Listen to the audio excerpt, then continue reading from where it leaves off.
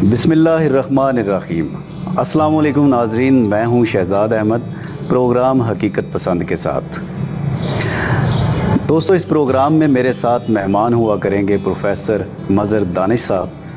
मज़हर दानिश साहब साबिक़ professor दायतो बुंका university Japan रह चुके हैं और इसके साथ दायतो स्कूल के डायरेक्टर हैं, दायतो स्कूल मंडी बहाउद्दीन के, और शायर भी हैं और मोटिवेशनल स्पीकर भी हैं। हमारे मुआशरे के कुछ मसाइल हैं, सियासी मसाइल होते हैं, घरेलू मसाइल होते हैं, स्टडीज़ के हवाले से, बच्चों की परवरिश के हवाले से। हम इन तमाम मसाइल पे इनसे बात करेंगे और इनके इल्म से इस्तिफ़ादा हासिल करने की कोशिश करेंगे।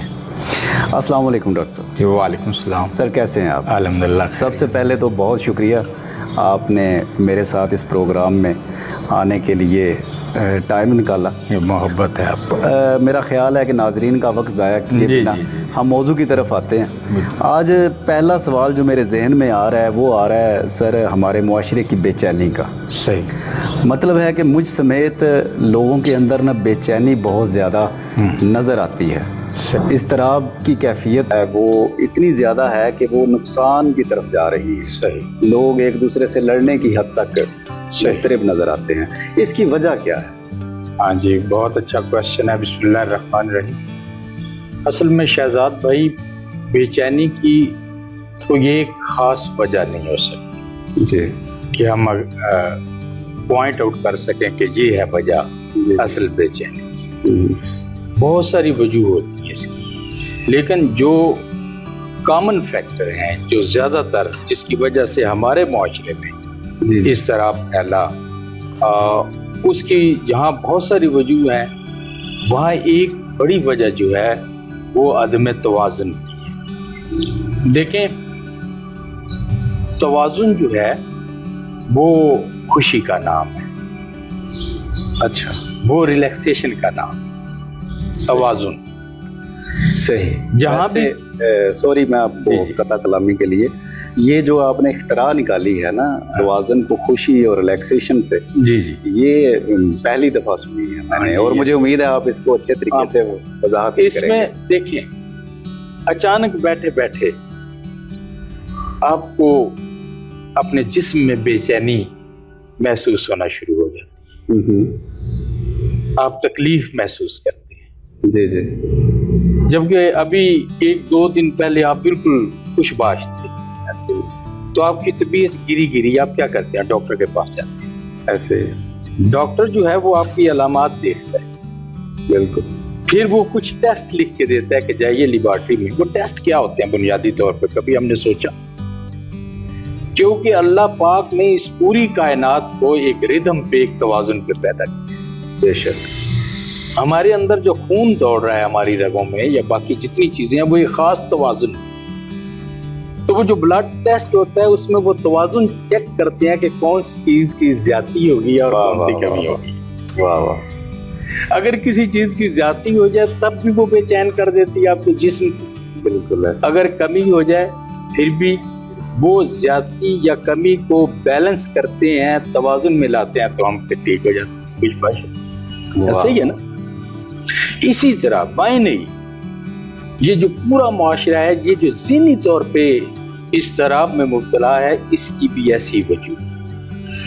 बात ये है ना, कैल्शियम कम हो गया, पोटाशियम कम हो गया, शुगर लेवल बढ़ गया, कुछ इस किस्म की यहाँ भी कुछ चीजें बढ़ गई हैं ना, जिसने आपके ज़हन को मुस्तरब कर दिया। बिल्कुल ठीक है ना। मैं इसकी एक सिंपल मिसाल देता हूँ। हम अमूमन ये कहते हैं कि आज से अगर 20 साल पहले चले जाएं तो इतनी बेचैनी नहीं थी जितनी है।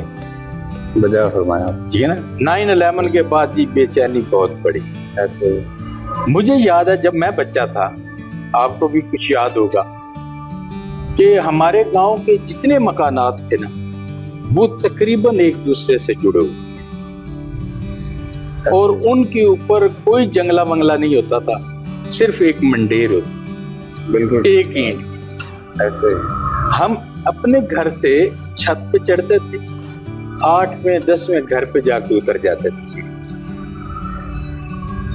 सब बराबर थी, पैसा कम था, सहूलतें कम थी, लेकिन खुशियां थी। फिर क्या हुआ, जैसे हम लोग गए फॉरेन में, लोग बाहर जाना शुरू, पैसा आया। अच्छा, जब वो पैसा आया तो बजाय इसके कि वो किसी ऐसी चीज पे लगता जहां पे लोगों को रोजगार मिलता, कुछ तरक्की होती, सनती तरक्की होती, हमने पहला काम ये किया कि यहाँ सारे बराबर घर थे ना, उनमें एक बड़ा घर बना दिया जो 2-3 मंजिला था। तवाज़ुन को खराब कर, तवाज़ुन को हमने खराब किया। बेसिकली हमने उस तवाज़ुन को, अब क्या है कि सारे घर वाले जब अपने घर की छत पे गर्मियों में सोते थे ना, तो उनकी आंखें ऊपर उनके तीसरी मंजिल को देख रही है। क्या बात। तो जितने नौजवान हैं जो बिल्कुल पहले रिलैक्स थे और पढ़ रहे थे हंसी खुशी, उन्होंने कहा कोई फायदा नहीं है पढ़ने का, this way or that way, हमें इतना बड़ा मकान चाहिए, उसके लिए चाहे हमें डंकी लगाना पड़े, जान से जाना पड़े, कुछ भी हम जाएंगे। तो उस एक घर ने उस पूरे गांव के 200-300 जवानों की जिंदगी को मुस्तरब कर। बिल्कुल ठीक। फिर दूसरी गलती मैंने क्या की कि अपनी बेटी की शादी पे इतना जहेज दिया, गाड़ी दी और उसकी नुमाइश की बकायदा। अब वो जो 20, 30, 50 लड़कियां इस उम्र को पहुंची हुई जिनकी शादियां होने वाली हैं, मैंने उनकी नींदें आराम कर दी। अब इतना होगा तो जाएंगे, वरना तो गांव में इज्जत नहीं रहेगी। उनके भाइयों की नींदें हराम हुई, उनके वालिदैन की नींदें हराम हुई, उनकी अपनी नींदें हराम हुई। जिस गांव में वो गई वहां की नींदें हराम। हमने सोसाइटी को डिस्टर्ब। और शहजाद भाई, मेरी नजर में सबसे बड़ा गुनाह है सोसाइटी को डिस्टर्ब करना। वजह फरमाया। जब आप सोसाइटी को डिस्टर्ब कर देंगे, उसके बदले में डाका जनी भी होगी, राहजनी भी होगी, कत्लो गारत भी होगी, चोरी डकैती, सब कुछ होगा, क्योंकि हमें हर हाल में वो स्टेटस चाहिए। ठीक कहा। फिर सब्र नहीं रहे, ऐसे ही तशक्कुर नहीं रहे। ये हमारे यहाँ सबसे बड़ी जो मैं समझता हूँ, 9/11 के बाद जब पैसा बाहर से अपने मुल्क में आया, लोग आगे, तो आते ही उन्होंने जो बड़े बड़े ये काम किए, बड़ी बड़ी कोठियां बनाई और बड़े बड़ी इस तरह की, उससे ज्यादा बेहतर था कोई फैक्ट्री लगाता, 20-30 लोगों को रोजगार मिलता, मुल्क भी तरक्की करता। अब उस कोठी में क्या है, 2 लोग रह रहे हैं और 20 कमरों की वो कोठी है, किस जरूरत, किस काम की है? ऐसे। तो ये शहजाद भाई मेरी नजर में हमारे यहाँ बेचैनी और ये जो अदम तवाजुन है ना, अल्टीमेटली ये आपकी बॉडी में हो या मुआशरे में हो, ये बीमार करता है और अल्टीमेटली मौत के मुंह में धकेल देता है। फिर इंसान ऑटोमेटिकली मुज़दरिब होता है। ऐसे ही। अच्छा, अब इसके हमने वजूहात तो पता कर ली कि इसकी वजूहात क्या है, इसका हल भी होगा जाहिर है। जब मतलब एक हल तो लोग ये ढूंढ रहे हैं कि हम उस लेवल पे पहुंच के शायद हम मुतमिन हो जाएंगे, हमारा इज़्तिराब खत्म हो जाएगा, लेकिन मेरा ख्याल है ये मुमकिन नहीं। तो इसका आपकी नजर में हल क्या है कि हमें... एक सफर बाद एक सफर दानिश, जिंदगी नित नए सफर में आप एक जगह पे पहुंचेंगे, वहां से दूसरा सफर शुरू हो जाएगा, वो सुकून नहीं मिलने वाला। जाहिर है, आप एक स्टेज पे जाते हैं तो आपको उस स्टेज से अगला बंदा देखेंगे जो उससे डबल स्टेज पे होगा, फिर आप उस रेस में चले जाएंगे। मैं जब भी जहां पहुंचा एहसास हुआ दानिश, ये एक पड़ाव है, मंजिल है कहीं। यानी वहां तो आदमी जब पहुंच गया उस पे, तो वहां बस वो खत्म हो गया।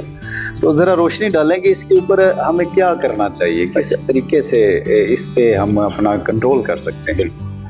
शहजाद भाई, चीजों को ना दुरुस्त रखने के लिए किसी ना किसी स्टैंडर्ड की जरूरत है। वाह, किसी ना किसी स्टैंडर्ड की जरूरत है। क्या बात। आप कपड़ा लेने के लिए जाते हैं, मिसाल के तौर पर आप कहते हैं जी मुझे 5 मीटर कपड़ा चाहिए, अगर वो ऐसे ही फाड़ के दे देता है तो आप मुतमईन नहीं होंगे, आप कहेंगे यार ये कम है या ज्यादा है कम। उसके लिए एक स्टैंडर्ड मीटर उसके पास होता है, उससे जब वो मापता है आपके सामने तो आपको तसल्ली हो जाती है और उसे भी तसल्ली होती है, देने वाले को भी और लेने वाले को। इसी तरह आप पेट्रोल पंप पे जाते हैं, गाड़ी में फुल डलवाते हैं, पेट्रोल डलवाते हैं, वहां भी एक पैमाना है जिसको हम लीटर कहते हैं, माया चीज को मापने के लिए। फिर हम तो चीज बाजार से चीनी वगैरह खरीदते हैं मिसाल के तौर पे, तो उसके लिए भी एक बाट है, 1 kg 2 kg 1 किलो। ऐसा नहीं है शहजाद भाई कि पाकिस्तान में जो 1 किलोग्राम है वो 1000 ग्राम का है और अमेरिका में वो 1200 ग्राम का, ऐसा नहीं है। स्टैंडर्ड पूरी दुनिया के लिए एक होता है। बेशक अगर स्टैंडर्ड अलग अलग हो जाए तो पूरी दुनिया आपस में तो लेन देन ही ना कर सके, सही बात, वक्त ही ना एक दूसरे के साथ मिले, सही बात कही है। पता ही ना चले कि कहाँ पे क्या हो रहा है, जिंदगी भी हंगम हो जाए, जंगल का कानून हो जाए, ना आप वक्त पे पहुंचे ना मैं वक्त पे पहुंचू वापस। आपकी घड़ी पे 12 बज रहे हूँ, मेरी घड़ी पे 3 बज रहे। सही कहा, ठीक है ना। देखिए अभी हमारा अगर टाइम गलत हो जाता है हम क्या करते हैं, मैं पूछता हूँ शहजाद भाई क्या टाइम हुआ है, आप कहते हैं अभी 4 बज गए हैं। मैं अपनी घड़ी देखता हूँ तो मैं कहता हूँ यार मेरे पास तो 4:30 बज गए। दोनों मशकूक हो गए, या तो आपकी घड़ी गलत है या मेरी।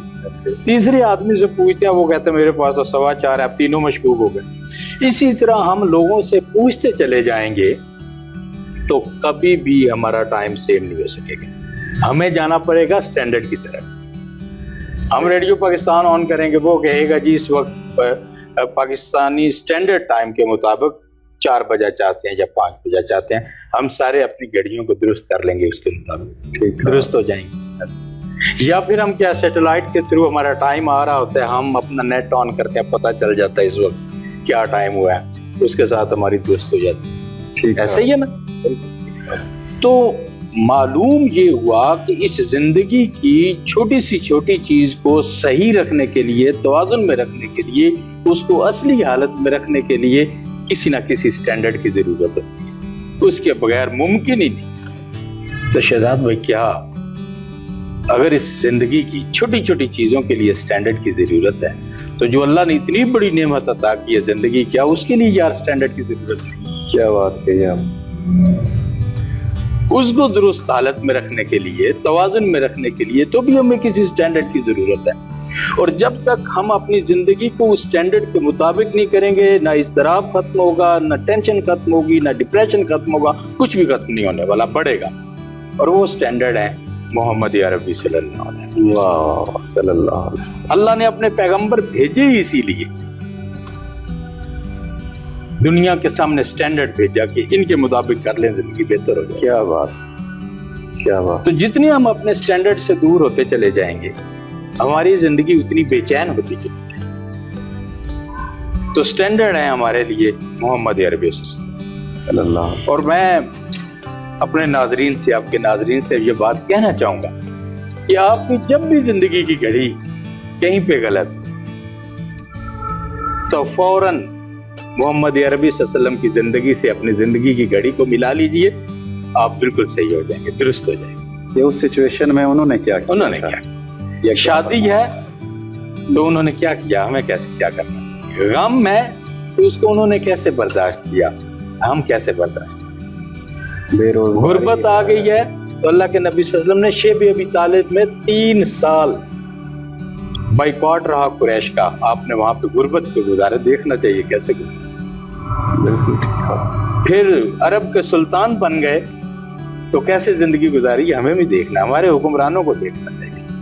तब रियासत मदीना का जो तस्वुर है वो पूरा होता है, तब जाके वो सारी चीजें सुकून में आएंगी। क्या बात, नहीं तो नहीं आ सकती। जब आप छोटी से छोटी चीज, मैं उस्ताद हूं, जब तक मैं ये नहीं देखूंगा कि मोहम्मद अरबी सल्लल्लाहु अलैहि वसल्लम ने अपने असहाब को कैसे एजुकेट किया, तो मैं अपने कैसे बच्चों को सही एजुकेट कर सकता हूँ, सवाल ही पैदा।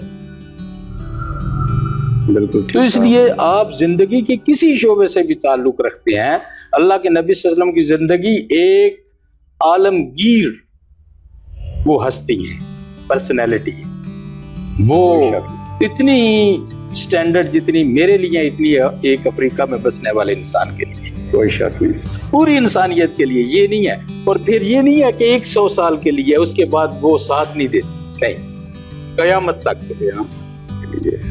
तो जब अल्लाह ने ऐसा स्टैंडर्ड दिया है, अगर हम उसको फॉलो कर लें, उस स्टैंडर्ड को, तो शहजाद भाई सारी बीमारियां ये जो हैं, जो माशरती इस वक्त है, ये खत्म हो सकती।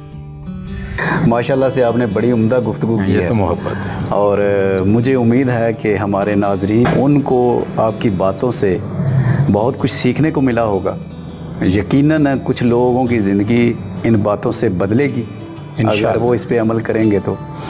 और बहुत शुक्रिया सर आज के नशिस्त के लिए, बड़ी मोहब्बत। तो नाजरीन हमारा चैनल हकीकत पसंद देखते रहिए, इसे सब्सक्राइब कीजिए, अपनी कीमती आरा से हमें कमेंट बॉक्स में ज़रूर आगाह कीजिए ताकि हम अगले सेशन में उनके ऊपर बहस मुबाहिसा कर सकें, या फिर अगर आपका कोई सवाल हो तो प्रोफेसर साहब से ज़रूर कीजिए कमेंट बॉक्स में, हम उसके ऊपर अगले प्रोग्राम में ज़रूर जवाब देंगे इंशाअल्लाह। और अगले प्रोग्राम तक के लिए शहजाद अहमद और प्रोफेसर मज़हर दानिश साहब को इजाज़त दीजिए। अपना बहुत सारा ख्याल रखिएगा। अल्लाह हाफ़िज़। अल्लाह हाफ़िज़।